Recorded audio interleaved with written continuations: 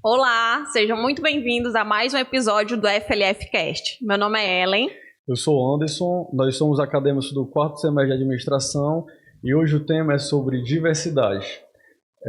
A gente já conversando sobre o assunto, tentamos contatar empresas e foi bem complicado conseguir alguém que tivesse alguma coisa para somar em relação ao tema.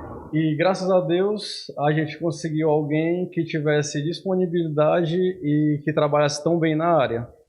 Bom, nossa convidada de hoje chama-se Jovelina Magalhães e há quase 10 anos ela trabalha no IGS, que é o Instituto de Gestão de Saúde de Sobral. Atualmente ela trabalha como gerente de RH e em 2020 ela realizou a sua primeira seleção voltada ao público LGBT aqui em Sobral, abrindo portas para algo que até então não era muito comum na cidade, que é a empregabilidade trans. Jovelina, seja muito bem-vinda. Desde já, muito obrigada pela disponibilidade. E, para iniciar, eu gostaria que você explicasse para o pessoal um pouquinho do que é o IGS e o que vocês fazem por lá. Obrigada pelo convite. É uma honra estar aqui. É uma honra poder dialogar sobre um tema que hoje está tão comum, mas que há algum tempo atrás ainda era um tabu, né? Que é diversidade e inclusão. Sim. E o IGS é um Instituto para a Gestão em Saúde de Sobral. A gente trabalha com profissionais na área da saúde dentro dos centros de saúde da família. E em 2018 a gente iniciou um trabalho que foi um trabalho de inclusão. E aí, para a gente falar de inclusão, é necessário diferenciar, né, o que é diversidade e o que é inclusão, que geralmente a gente utiliza o termo junto. Sim. Né? Mas é importante entender que diversidade somos todos nós, né? Com as nossas características, nossas origens, nossas culturas, nossas cores, religiões, né? E inclusão são grupos minorizados. E aí, quando a gente fala de grupos minorizados, a gente não está falando de grupos minoritários, né? Porque mais de 50% da nossa população é feminina. Sim.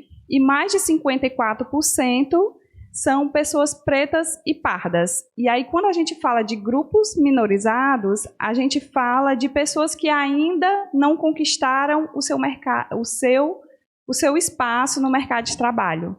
Né? E aí, em 2018, a gente não iniciou com o tema LGBTQIAPN+, a gente iniciou um programa de cotas, né, que é a lei, ela pede para que todas as empresas tenham cotas, né? E aí a gente iniciou a partir do processo de PCDs, né, com pessoas com deficiência. E aí a gente foi avançando nesse processo de inclusão até chegar na inclusão de pessoas trans no ano de 2020. Olha, a gente conversando antes, a gente percebeu que você falou sobre a questão da sua formação, que você se formou em Química, mas algo lhe levou para o lado do recurso humano, gestão de pessoas. O que foi que levou você a estar nesse ponto e gostar tanto dessa situação de gerir pessoas? Eu sou oriunda da favela da Rocinha, né, que é a maior favela do Brasil. E quando eu cheguei em Itaperuaba, eu saí da Rocinha para Itaperuaba. E quando eu cheguei em Itaperuaba, eu com 8 anos, eu iniciei meus estudos, né? E aí a gente começou já a trabalhar, né? A gente trabalhava em bordado. E aí eu tinha um desejo de ingressar no mercado de trabalho. Eu não queria passar toda a minha vida trabalhando com bordados, né? E eu sabia que a forma de eu ingressar no mercado de trabalho era através da universidade. Teve uma vez que uma professora de Itaperuaba nos trouxe, né, para conhecer a universidade, a UVA, e ela nos levou naquele corredor que tem, eu não sei se vocês sabem, um corredor que tem as fotos dos alunos, as placas, Sim, né? As placas murais. E assim, é tão interessante o poder do pensamento, né? Que naquele dia que eu nunca tinha pisado numa universidade, eu pensei comigo que aquele era o lugar que eu gostaria de estar, né? Porque a gente vê pessoas que elas se tornam nossas referências, e essa professora, ela era uma referência para a gente. E aí, quando ela chegou, que ela trouxe a gente para essa universidade, eu pensei, é aqui que eu quero estar. E aí eu comecei a, todos os anos, entender como era que você conseguia fazer para poder passar. E na época a UVA era uma das poucas universidades que tinha pública, né? E eu sabia de duas coisas. Uma é que eu precisava entrar na universidade para que eu conseguisse abrir essas portas do mercado para mim. E a segunda é que eu teria que fazer um curso à noite porque eu precisaria trabalhar para me manter, né? E aí, quando eu fui olhar a pontuação e eu percebi que a faculdade que eu conseguiria entrar seria a de Química. E assim, eu era uma boa aluna, eu gostava de Química, né? E aí eu fiz Química. Eu não me identificava muito com a área porque eu não conseguia me ver, eu ainda tentei na sala de aula. E aí, quando eu comecei a fazer faculdade, eu também iniciei um estágio, que foi na universidade, e esse estágio já foi muito na área administrativa, né? Então, eu fui trabalhar na área administrativa, passei um tempo, depois fiquei como CLT, e aí depois eu fui trabalhar na área de RH, e aí foi o momento que, de fato, eu me identifiquei com esse mercado de trabalho, e aí eu resolvi terminar a Química e começar um curso de recursos humanos. Perfeito. Você falou que começou, na verdade, com inclusão, né, de portadores de deficiência física. Por que você viu essa necessidade no IGS, que é onde você trabalha? Toda empresa ela tem uma quantidade de cotas, né, que ela tem que seguir. E aí, a cota do IGS era 5%, é uma cota bem alta, né, um pouco mais de 60 pessoas. E assim, o que eu percebi é que a gente nunca conseguia atingir essa cota. É difícil, não é um processo fácil, é difícil. E aí, logo assim que eu tive meu filho, que eu voltei, a gente precisava atingir essa cota, que era a cota de um pouco mais de 60 pessoas, né? E a gente não conseguia, às vezes contratava num dia, no dia seguinte a pessoa encontrava outro emprego ganhando um pouquinho melhor e já saía. E aí eu comecei a participar de grupos, né, com pessoas com deficiência, porque eu queria entender o porquê que essas pessoas elas não se mantinham no mercado de trabalho. E aí quando eu comecei a participar desses grupos, eu percebi que existia um gap muito grande na nossa instituição entre o contratar e o incluir. Eu percebi que, assim, nós tínhamos pessoas que estavam lá no cargo de vigia, porém essas pessoas estavam fazendo faculdade de administração.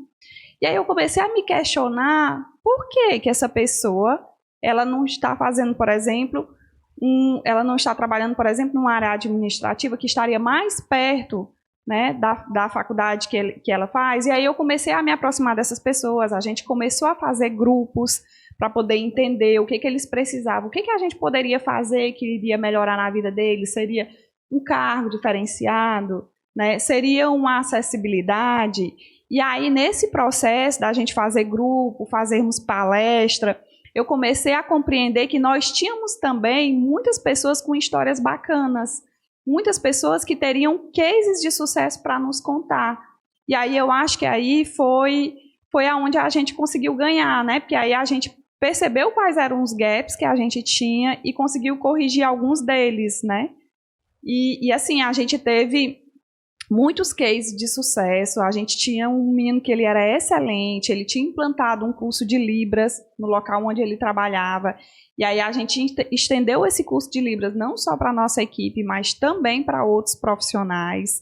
E assim, foi também uma época em que eu comecei a ministrar aula na universidade e eu sentia muita necessidade de juntar aquele profissional PCD com um aluno que seria nossos futuros gestores, né? E aí eu sempre estava levando esses alunos, esses profissionais PCDs para fazer palestra dentro da universidade. E aí um desses momentos, né, que também já era um momento que eu estava fazendo grupos para falar sobre questões de raça, eu cheguei a falar em sala de aula que eu gostaria muito de avançar num processo de inclusão da comunidade LGBTQIAPN+. E quantos funcionários, colaboradores você tem, você consegue trabalhar, e como é que você pratica realmente a inclusão com eles? Porque, como você falou, tem uma diferença entre diversidade e inclusão, eles são conceitos complementares. E eu queria saber só como é que é seu trabalho em função da inclusão? Como é que você trabalha com os conselhos colaboradores para eles conseguirem se sentir incluídos? O IGS hoje tem uma média de 1.400 colaboradores. Esses colaboradores, eles ficam, né, dentro das unidades, né, são carteira assinada, trabalham dentro dos postos de saúde. E o nosso processo de inclusão, ele iniciou com os PCDs.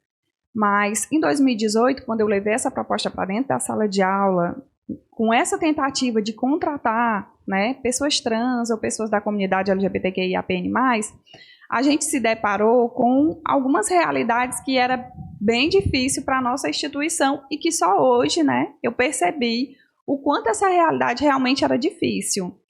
A gente ficou tentando fazer um processo seletivo, né, que fosse um processo seletivo mais inclusivo, porém, a gente não divulgou esse processo seletivo. Então, de 2018 a 2020, a gente não conseguiu incluir nenhuma pessoa trans. Então, a gente já estava trabalhando com PCDs, a gente já estava trabalhando muito a questão do grupo de raça. Nesse período que a gente começou a trabalhar as questões de grupo de raça, o que eu identifiquei, que, por exemplo, no IGS, a gente não tinha no nosso cadastro o hábito de perguntar para a pessoa, para o profissional, ao ser admitido, qual a raça que ele considerava, né, que é autodeclarável. E aí a gente não tinha nenhum profissional com a cor preta, né? A maioria dos nossos profissionais era como se fosse branco ou pardo. E assim, são esses dados que vai para o e-social e faz com que a gente veja lá no Jornal Nacional quantas pessoas pretas e pardas estão contratadas, quantas pessoas com deficiência, né? Quantas pessoas da comunidade LGBTQIA+, ou pessoas trans, e a gente não tinha esses dados, né? E aí eu percebi que existia um grande gap na nossa instituição, e aí, em 2020, foi um período assim que teve uma mudança da nossa diretoria, e nós tínhamos também uma outra cota, que é a cota de aprendiz, com 50 aprendiz, e essa turma de 50 aprendizes, eles estavam terminando. E eu pedi, né, o nosso diretor, para que a gente direcionasse essa turma de jovem aprendiz, esse novo processo seletivo, para um processo seletivo que fosse mais inclusivo. E aí, assim, por mais que a gente estivesse trabalhando com inclusão, mas era um trabalho que talvez não tivesse muita visibilidade, né? E aí, a partir do momento que a gente criou um processo seletivo e que a gente divulgou esse processo seletivo, a nossa instituição, ela partiu para ser referência na nossa cidade, né? Porque aí a gente deixou claro para todas as pessoas, por exemplo, da comunidade LGBTQIA+, que nós tínhamos, sim, o interesse de se tornar mais inclusivo. E você, como idealizadora desse ato de contratar pessoas trans dentro da nossa cidade de Sobral, o que lhe levou a fazer isso? O que você viu e onde você... por que você viu essa necessidade? Sempre que... Quando eu comecei a ministrar aula, né, na universidade, que na época era o IVA, sempre que eu saía do trabalho, eu trabalhava no IGS, que eu ia para a universidade, eu sempre passava por uma rua que era uma rua que tinha muitas pessoas na prostituição, né? E assim, eu não estou aqui julgando, tá? Sim. É uma profissão como qualquer outra profissão. O que me chamava a atenção é que tinha muitas mulheres trans e eu comecei a entrar nos espaços de trabalho, por exemplo, num supermercado, numa padaria, numa farmácia, e eu percebi que essas pessoas não estavam lá, né? Então, assim, eu comecei a me questionar como que uma instituição com 1.400 colaboradores não tinha uma única pessoa trans, né? E se nós, que temos 1.400 colaboradores, não tínhamos uma única pessoa trans, como é que a gente poderia entrar numa farmácia, numa padaria, que é bem menor, e ter uma pessoa trans? Sim. E aí foi nesse momento que eu comentei em sala de aula, né, e uma das alunas falou, aqui nós tínhamos uma pessoa trans, mas por conta da questão burocrática, do nome, a pessoa acabou desistindo. E aí ficou na minha cabeça que nós, o estado do Ceará, somos dos estados que mais mata pessoas trans. E pela 6ª vez consecutiva, num ranking de um estado que mais mata, né?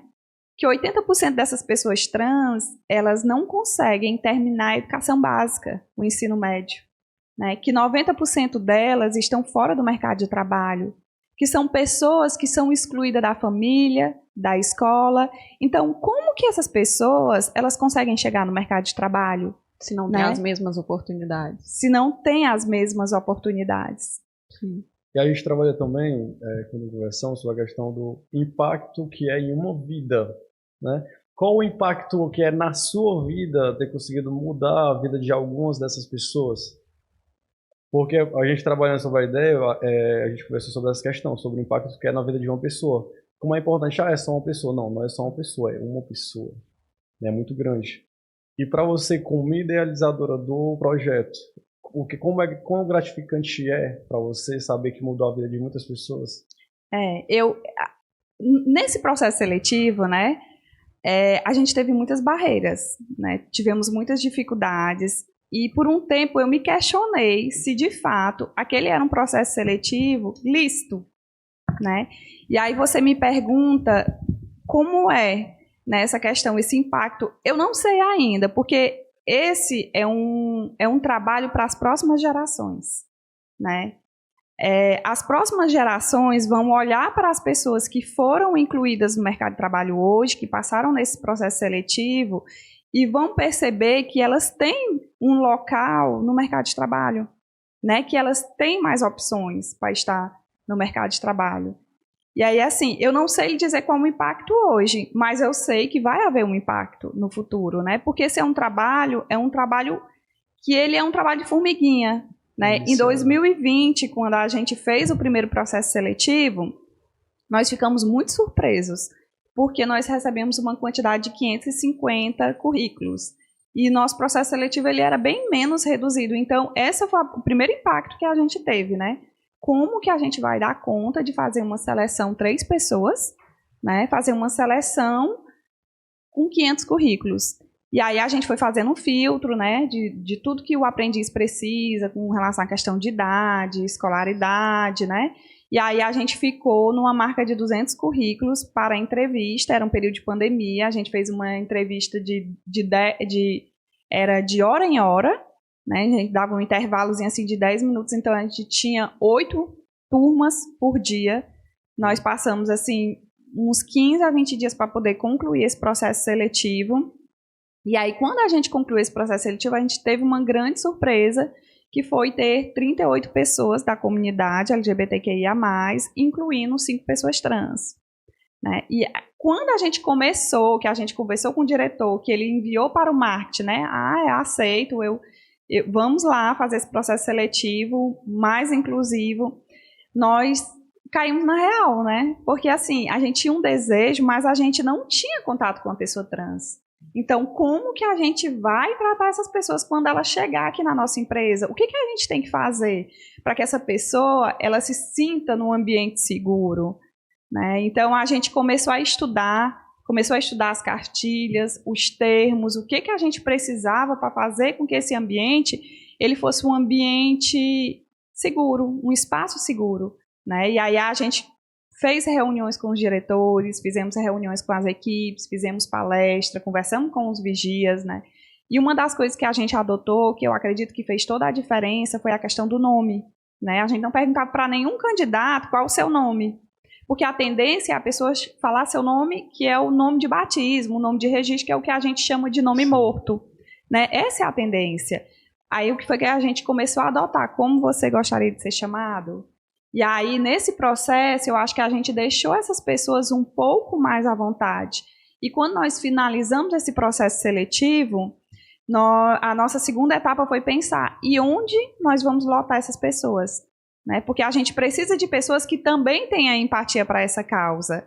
E aí a gente procurou, né, quem seriam os gerentes que iriam receber essas pessoas, quais eram as comunidades que iriam estar recebendo. E aí a gente foi nesse CSF, a gente explicou o que era o projeto, né? O que projeto era esse, o que era o projeto de inclusão, qual era a necessidade, se existir, por exemplo, uma pessoa trans no mercado de trabalho, qual é o impacto desse trabalho, dessa pessoa para nossas gerações futuras. E aí explicamos também que a pessoa iria receber o crachá, que no crachá dela estaria o nome social, que na frequência seria um nome de batismo, porém no crachá era o social, que a pessoa deveria ser chamada com aquele nome, né? explicamos tudo, explicamos relação de banheiro, de frequência, quem seriam as pessoas que iriam apoiar, né? Porque a gente sabe que existe um estranhamento.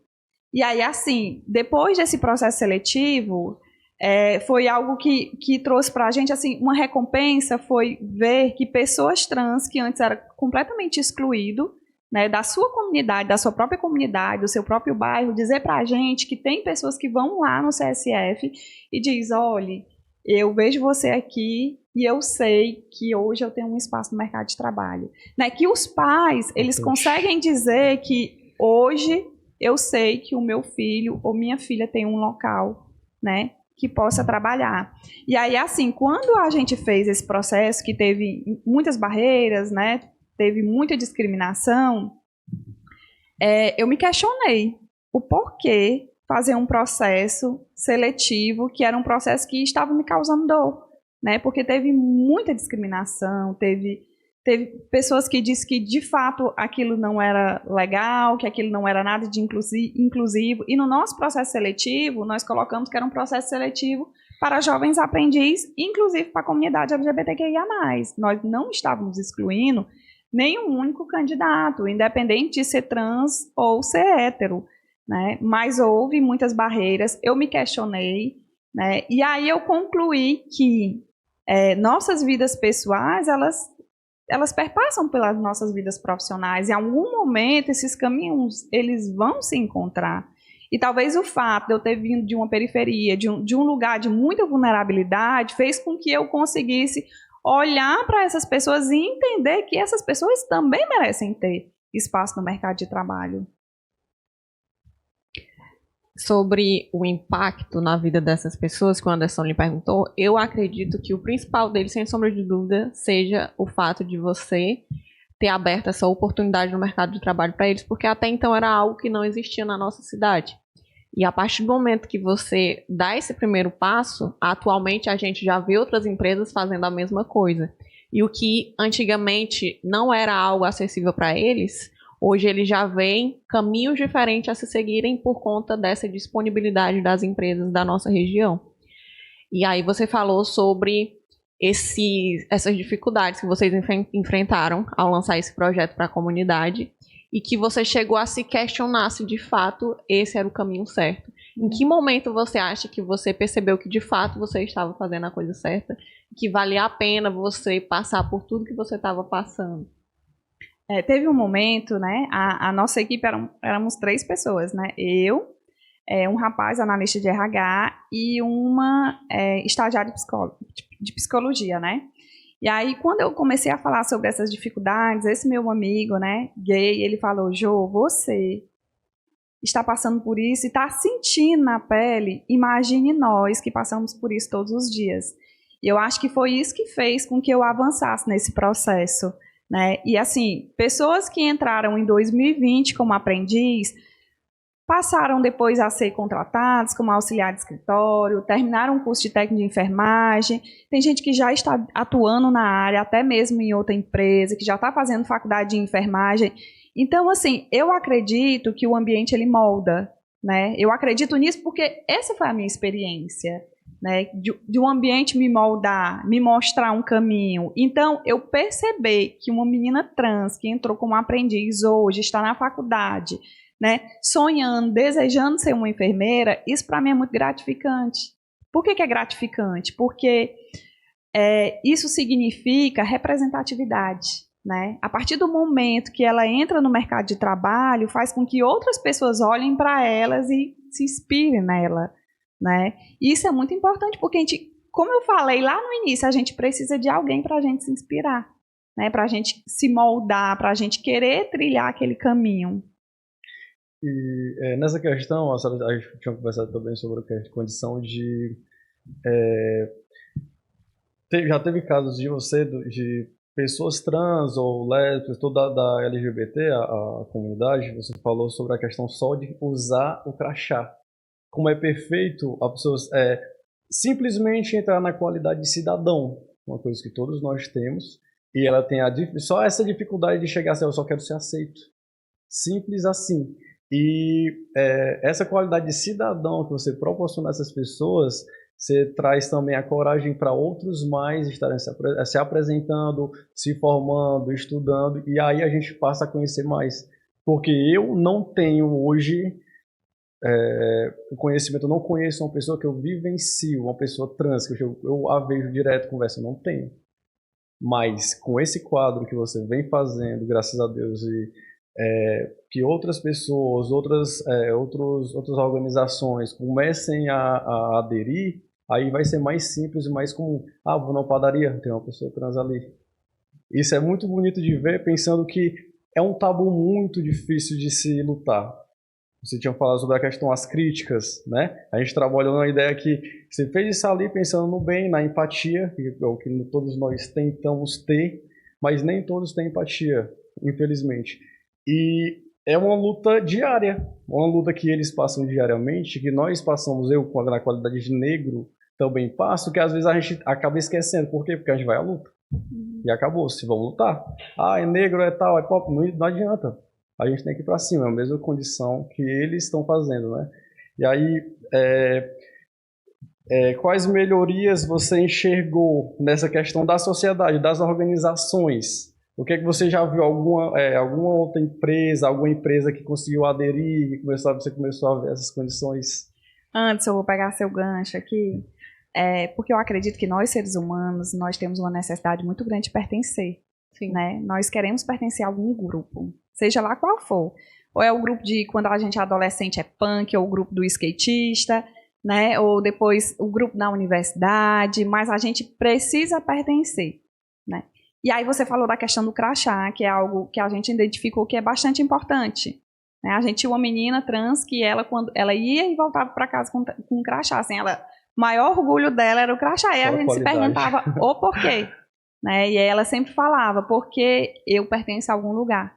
Né? Então, quando eu vou para casa, que eu volto, que as pessoas brincam ali comigo, falam alguma coisa, a partir do momento que eu estou utilizando o crachá, começou ela percebeu que houve uma redução nessas brincadeiras, né? Por quê? Porque agora ela pertence a algum lugar. Né? Então, se acontecer alguma coisa, que a gente sabe que pode acontecer, né? Ela está pertencendo a algum lugar, ela faz parte de um grupo. Isso é de extrema importância. A gente percebeu que essas pessoas elas passaram até se aproximar mais da família, né? Porque aí a família percebe, opa, peraí, não está perdido, está tudo certo, né? Tá tudo certo. O trabalho assim ele é muito importante, né? Eu lembro que tinha um ditado que dizia que o trabalho dignificava o homem, mas assim conviver transforma. E, assim, dos lugares que a gente mais convive com pessoas é no mercado de trabalho, né? Agora, mudando um pouco de assunto, a gente teve a oportunidade de visitá-la no IGS, que é onde ela atua atualmente, e lá a gente viu que existe um projeto chamado Te Acolho, que também é uma outra forma de inclusão de vocês. Eu queria que você falasse um pouquinho para o pessoal, até para quem não conhece, entender como que vocês trabalham nesse projeto do Te Acolho.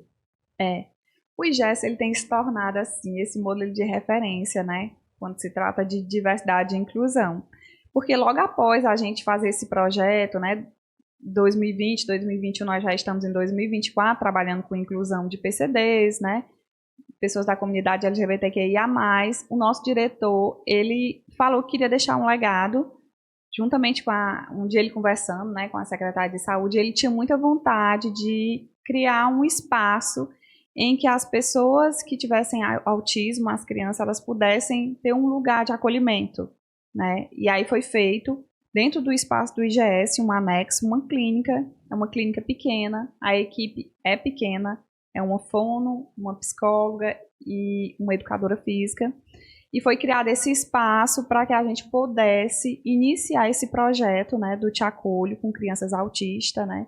Que aí a criança ela já tem que ter um laudo, ela já tem que ter sido encaminhada para um lugar especializado para poder ir para o Te Acolho. Aí lá tem uma piscina em que tem umas atividades, né, umas atividades na água, são consultas que são semanais, essas consultas são de 50 minutos. E esse público é um público assim, que nos devolve algumas demandas bem interessantes, né, de gostar do atendimento. é pequeno hoje, só temos 50 crianças, né? É muito pequeno na imensidão de crianças que a gente tem hoje com autismo, mas eu acredito que seja um primeiro passo, né? Sim, porque toda essa questão que a gente tinha conversado sobre isso também é questão de investimento, né? É uma coisa que você tinha falado sobre a condição de até outros projetos, trabalhar com outros projetos. Essa condição de investimento, como é que você conseguiria? A parte do investimento financeiro, ele é bem mais complicado quando a gente fala de projeto, né? A gente tem olhado os editais que existem para ver se a gente consegue uma ajuda, um financiamento, alguma coisa assim, né? Mas, por enquanto, a gente não conseguiu ainda, a gente escreve, né? E espera para o resultado, para ver se é qualificado ou se não é qualificado. Mas, por enquanto, a nossa condição é com 50 crianças, nada mais e nem nada menos, né? Porque para aumentar é necessário ter um investimento maior de local, né? Um local maior, aumentar a equipe. Mas, assim, é um projeto bem bacana, é um projeto bem gratificante. Já até fizeram viagem, né, agora nesses dias? Quando a gente tem a oportunidade, por exemplo, de fazer alguma atividade que seja externa, a gente percebe o quanto as famílias são envolvidas, né? O quanto as famílias, de fato, se dedicam. É um projeto bem gratificante. Você tinha falado também sobre um novo projeto. Eu creio que você tem outros projetos em mente para botar para frente. Um dos, quando a gente teve a oportunidade de ir à visita, foi um que trabalhasse com as mães das crianças autistas, porque elas realmente, a vida delas é direcionada simplesmente para cuidar dos filhos. Você pode falar um pouco sobre essa questão desse projeto que ainda é ideia, né? Por enquanto ainda é ideia, né? As mães, elas ficam, de fato, muito dedicadas às crianças, tem muitas terapias, né? E aí acaba que a maioria das mães, elas não conseguem entrar no mercado de trabalho por conta dessa dificuldade, né? Nem todo mundo tem uma rede de apoio. E aí a gente tem pensado, né, em qual projeto desenvolver, a gente tem pensado em tentar ajudar essas mães a empreender em casa, né? Que seria uma forma, talvez, de buscar uma renda para essas mães que não conseguem estar no mercado de trabalho por conta desse gargalo que existe, né? Que é de você ter que se deslocar, né, para levar o filho para as terapias, e aí acaba tornando o trabalho, por exemplo, um trabalho de CLT inviável. Perfeito. Gente, mais alguma pergunta, Anderson? Não, eu ia só. A única condição, né? Como é que você, né, na qualidade que eu já até tinha falado sobre isso, como é que a gente poderia trazer isso para a sociedade? Como é que a gente consegue divulgar mais, passar mais isso, para que a sociedade em si ela consiga ver isso como uma coisa comum, que deixe de ser um tabu, para a gente incluir aquilo. Um trabalho de formiguinha, né? Eu acho que é um trabalho de formiguinha, mas assim, essa questão da representatividade, ela é muito importante, né? Quando você vê lá, eu vejo a pessoa lá no posto de saúde atendendo, então essa pessoa ela também pode estar ali na farmácia do shopping, que já tem, né? Pessoas no shopping trabalhando. A pessoa pode estar ali no meu supermercado, no meu colégio, né? Então, essa representatividade, ela é muito importante. E eu acho que teve alguns impactos, né? Por exemplo, na questão da comunidade LGBTQIA+, que foi abrir espaço para esse diálogo, né? Abrir espaço para o diálogo dentro da universidade é um grande passo. Porque quem está lá estudando vai ser os próximos gestores. Então, eles já vão consciente de que eu posso fazer um processo seletivo também que seja mais voltado para a comunidade. E assim, essa pessoa que, por exemplo, trabalhou no IGS, que saiu, ela já sabe que ela pode trabalhar ali em outra farmácia, por exemplo, né? Então, ela já vai buscar aquele trabalho, já vai se tornando algo comum. Vai demorar, não vai ser rápido, não vai ser logo, né? Mas vai acontecer, né? Já está acontecendo, a gente já percebeu que já tem outras instituições que já estão fazendo seus processos seletivos mais inclusivos, né, que já está contratando pessoas trans. E isso me deixa assim super feliz, porque não era um projeto que a gente queria segurar e amarrar. Pelo contrário, um dos nossos objetivos é que outras instituições se inspirassem nesse projeto e que também pudesse avançar nesse processo seletivo, né? Que a gente pudesse abrir mão, né, desse projeto e que esse projeto ele se tornasse um projeto de fato da nossa cidade. Porque, assim, uma instituição, uma empresa, ela pode contribuir muito na sociedade, né? E eu acho que uma das contribuições foi essa. E a terceira contribuição foi o fato da comunidade LGBTQIA+, em especial as pessoas trans, elas se unirem em busca da retificação do nome social, né? Que o nome social é uma barreira quando se fala de mercado de trabalho. E aí as pessoas trans, né, a comunidade, ela se uniu em busca dessa retificação e hoje quase todas as pessoas trans em Sobral têm o seu nome retificado. Eu acho que o principal sobre a gente vir tratar desse assunto, principalmente para outras pessoas, é o fato da gente conseguir identificar privilégios que às vezes podem ser invisíveis para a gente, porque nós que não somos da comunidade LGBT, que não somos portadores de deficiência, a gente muitas vezes acaba não percebendo a dificuldade do outro, porque algo que para a gente é comum, como participar de uma entrevista de emprego, ser contratado e conseguir conviver em harmonia com todo mundo, para muitas pessoas isso não é uma realidade ou até então não era. E um dos principais benefícios do projeto de vocês foi isso. Acredito que uma das principais barreiras que eles enfrentavam antigamente era o fato de uma pessoa trans ir participar de uma entrevista de emprego e nessa entrevista de emprego ela agir como se fosse uma outra pessoa por medo de não ser aceito, de não ser contratado. E atualmente, graças a Deus, a gente já consegue ver diferença nessa realidade e elas de fato podem se dizer quem elas se identificam que são, já deixar claro como elas gostam de ser tratadas e dentro do ambiente de trabalho se sentirem acolhidas. E como você falou, as outras pessoas já veem oportunidades quando ela vê uma pessoa assim como ela que teve uma oportunidade. Então eu acho que esse seu projeto é muito bacana. Foi um prazer conhecer.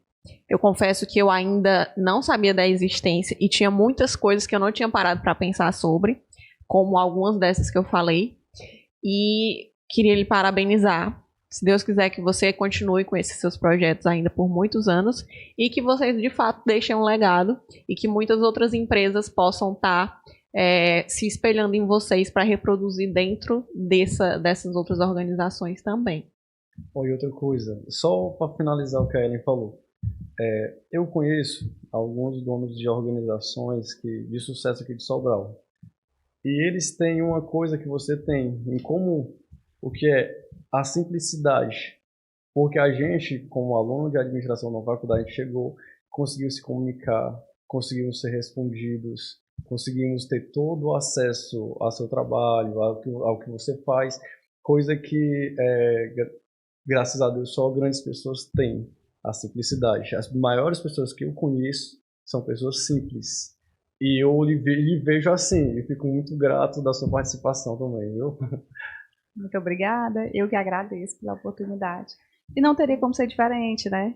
Eu disse para você que a minha trajetória é uma trajetória de muita vulnerabilidade, né? Então, eu preciso estar sempre olhando para trás, né? E eu acho que a gente só conquista assim, a gente só conquista se a gente tiver o pé no chão, se a gente reconhecer a nossa história, a importância da nossa história, né?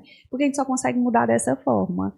Eu achei muito interessante, Ellen, que você falou da questão do privilégio, né? Eu acho que eu só consegui chegar ao mercado de trabalho pelo privilégio de ser branca, de não ter nenhuma deficiência, né, aparente, ser uma pessoa cis. Isso facilitou muito o meu processo. Sim. Né? Porque aí quando a gente pensa numa mulher cadeirante, uma mulher preta, que a gente quase não vê, assim, por exemplo, num cargo de diretoria, tudo se torna, né, mais difícil. Então, assim, eu acredito que eu tive muito privilégio, né, e esses foram os meus maiores privilégios. Eu sei que eu batalhei muito, né, mas eu tive muito privilégio.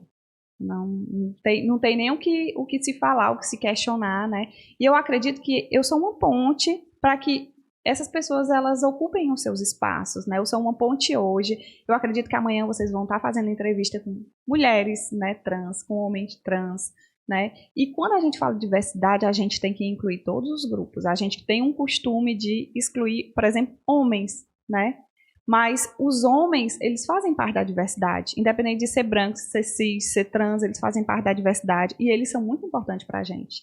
Né? Se eu, não, por exemplo, não tivesse tido o apoio do nosso diretor, que é um homem hétero, cis, talvez esse projeto ele não tivesse acontecido. Né? E o interessante é que ele é um advogado, e aí teve um momento que ele foi, por exemplo, participar de uma eleição da OAB, e ele ficou com essa pauta. E ele disse que era a pauta que mais ganhou debates, né? Então, assim, existe uma coisa que a gente chama viés, né? A gente tem muitos vieses, e um dos vieses que é muito importante são os vieses de afinidade, né? Por exemplo, a Ellen, assim que a gente conversou, ela disse, eu sou de Itaperuaba.